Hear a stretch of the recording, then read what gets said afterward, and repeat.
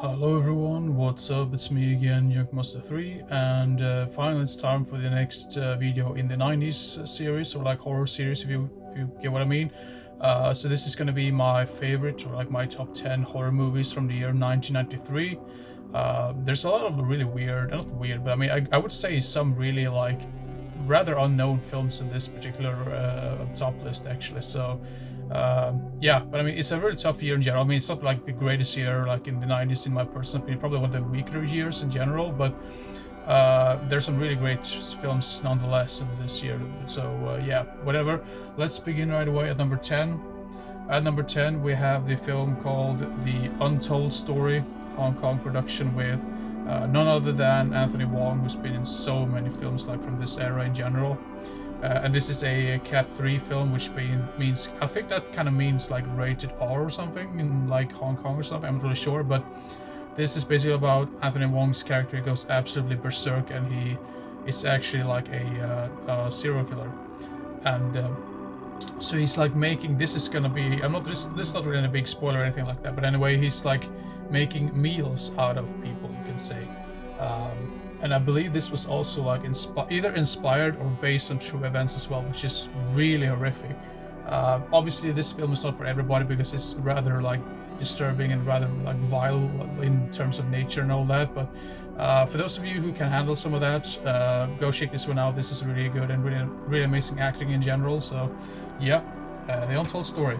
I believe that one has either 1 or 2 sequels as well. I think I have a sequel in the collection as well, but I don't think I've ever come across part 3, if there even is a part 3. So yeah. And at number 9 we have the one and only Leprechaun. This is probably one of the most well-known films from this year, or like this era in general, in terms of like horror like icons, you can say. For sure these films aren't really like amazing or anything like that, but they're really entertaining for what they are. But it's basically about this Leprechaun played by Warwick Davis. An amazing job he did in these films. And obviously, I mean, there's like this sort of like this story that if you take his gold, he's really going after you, and he really needs every single coin for his like coin in the bottle of coins.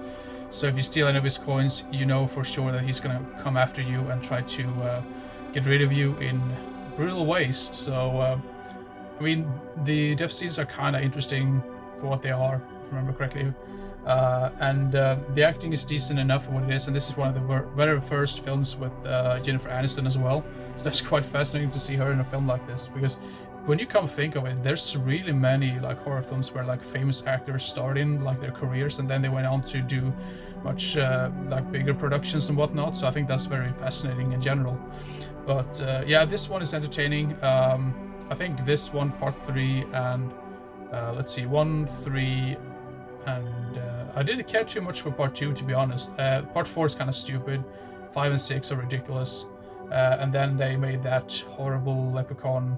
Not horrible, I wouldn't say it's like really terrible, but the Leprechaun Origins. Now we're really going off topic here because I was kind of talking about this film, but it has a really nice 90s atmosphere to this one as well. So yeah, I really like that one as well. So yeah, Leprechaun at number 9.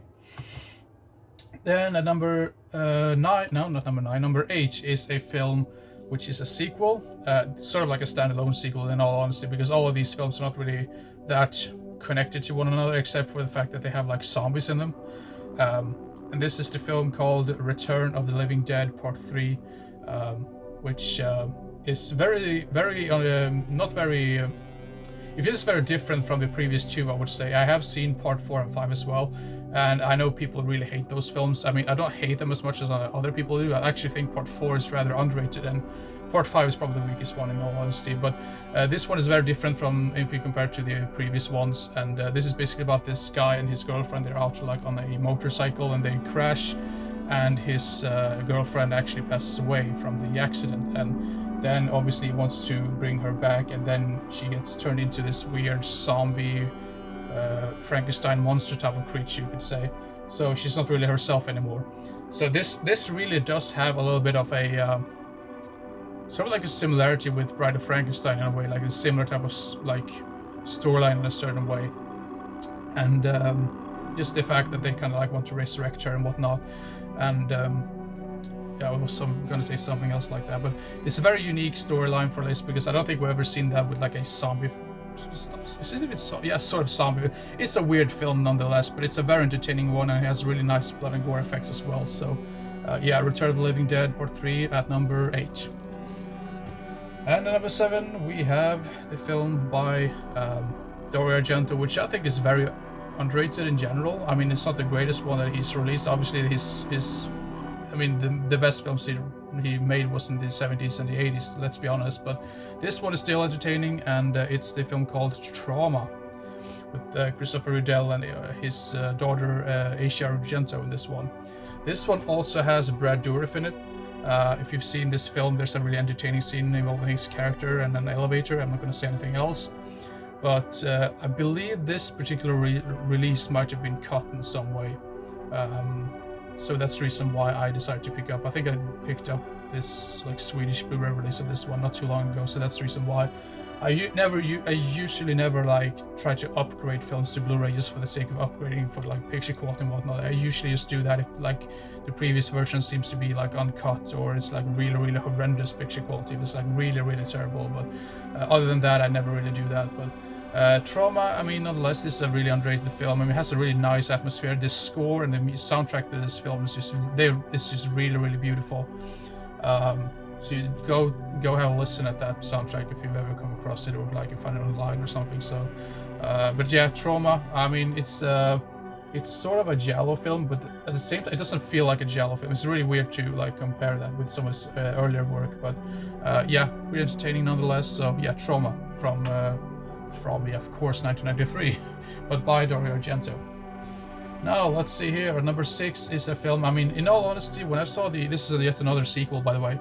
When I saw the first one, I thought it was kind of like not overwhelming, but it felt a little bit overrated in a way. I mean, I thought it was still a good film, but I just didn't see the whole hype to this film in general. But then I watched the sequel, and the sequel is really entertaining, and I would say Part 2 and 3 are my favorites in this franchise or whatever. But and this one is actually like a triple pack with the first 3 films. But Subspecies 2 is the one I'm referring to. Yeah, I mean, if you didn't care too much about the first one like I did the first time around, definitely go check out the second one, because I think it's much better than the first one. Not saying that the first one is bad or anything like that, but it just felt like something was missing in that film. But the performance by the guy he's the guy who plays Radu, the main villain in this series.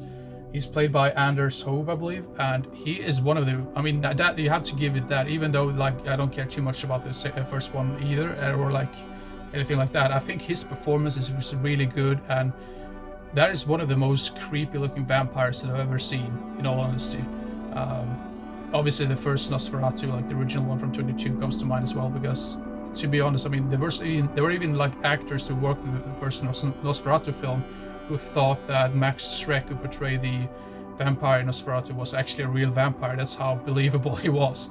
But other than that, I mean, this guy, Anders Hove, in the play portraying Radu in these films, he's really the highlight of these films in general, and his voice is really creepy as well. Like, definitely one of the creepiest looking like vampires that I've ever seen on screen. So check out these films. I mean, I've seen Part 4 and 5 as well. I have Part 4 in the collection somewhere, and I believe I saw like Part 5 like online or something like that. I didn't care too much about that one at all. That's probably the weakest one in all honesty, because it came out so much later in this series or whatever. But at least the first 3, go check those ones out. They are really entertaining. Part 4 is still okay, but Part 2 and Part 3 are my favorites in that franchise. So yeah. Well, let's see here. Then at number 5 we have an anthology film, and I've said very many times before that I don't care too much about anthology films, but this is definitely one of the best ones from the 90s, and it is the film called Necronomicon. This one is just so difficult to come across. I'm not really sure how many like different types of releases this has had during the years, but this one is actually a French release, and I believe there was even like a German release at one point, which I'm not sure if that was cut or not, because I think there was some issues with like the technical aspect, that some of them were like uncut and some of them were cut, but I don't remember which scenes and whatever. But really nice flow to this film as well. It only runs for about like 93 minutes, which I think is I really like the shorter like anthology films, because that's the reason why I don't care too much about the very first Creepshow film. Don't get me wrong, that's still an amazing anthology film, really good, but I feel it is a little bit too long for its own good. There's too many stories. I kind of prefer that when the stories are only like 3 with a wraparound story, or maybe like 4 with a wraparound story, if like that's included. But yeah, but if you're a fan of horror anthology films, go check this one out if you can find it somewhere. Yeah, really entertaining nonetheless. Really nice blood and gore effects in this one as well. So yeah. Now let's see here. Then at number 4, we have a film which I kind of argued is better. I mean, I always come to this, that I constantly prefer this one over Cujo, because Cujo and this one is a little bit similar. The only difference is in Cujo, the dog gets bitten by is it like a bat, or is it like some sort of... He gets infected with some sort of virus from like another animal. I don't remember what the type of animal that was, but in this one we have like a sort of like a cyborg dog, you can say, which you don't really see very often. And I think that's the reason why I like this quite much, because it feels very fascinating in terms of that. So, but anyway, I'm just gonna not talk anymore. But this is the film called Man's Best Friend, with Ali Sheedy and Lance Henriksen. So it's basically about this dog who basically breaks out from this lab, I believe. Because it was quite a while since I saw this film, in all honesty, but so obviously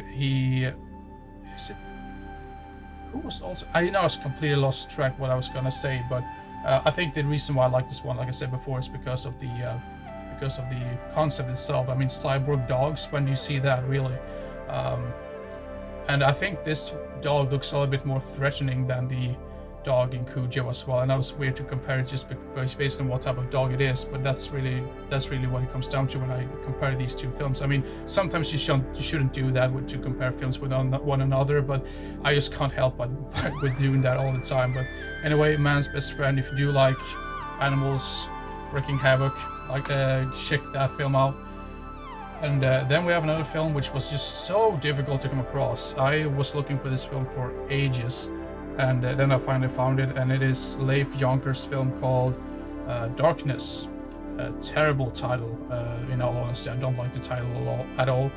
And I think this is, I would say it's more of a zombie film, but if you look at the very bottom right here, I'm not sure if you can see it very well, but the vampire cut, which I thought was really weird, because I mean, for the longest time I always thought that this was more like a zombie film than a vampire film. But I mean, if the director is the one that states that, I can't argue with that, because the director is really in charge of the storyline and the production and whatever. But yeah, I think this is a really entertaining like splatter film in general. Definitely something that could go really well hand in hand with Dead Alive or like Bad Taste or something like that.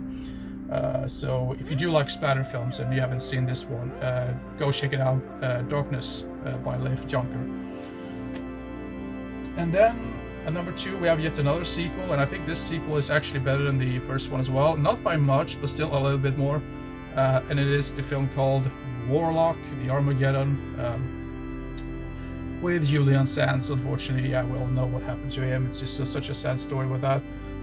But I think the reason why, I mean, I'm not going to say too much about the storyline, because obviously if I tell you about this film, I'm automatically kind of going to spoil the first one, because I'm going to compare it with one another. But I think the reason why I like this one so much more is because I think the atmosphere is better, and I think some of the effects looks a little bit better, and I do also think that the characters are more enjoyable and more, they're more likable in a way, I would say. So. And Julian Sands, just like with the first one, I mean, he's really the highlight of this franchise in general. It's such a shame that they replaced him in part 3 with another guy, and part 3 is not very good at all, in all honesty. I mean, if you do like some of the trashy type films, you might enjoy it, but in general, it's not very good in general.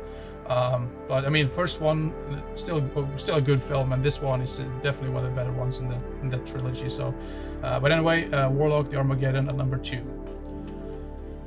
Let's see here. Then at number 1, this is kind of a shocker to me, because the first time I watched this film, I just really fell in love with this film, because it has such a nice atmosphere. Really, I mean, I keep repeating myself when it comes to the atmosphere and whatnot, but it has a nice blend of like, it's sort of like a romantic comedy, but with lots of like, not lots of, but yeah, quite a few like horror elements to it.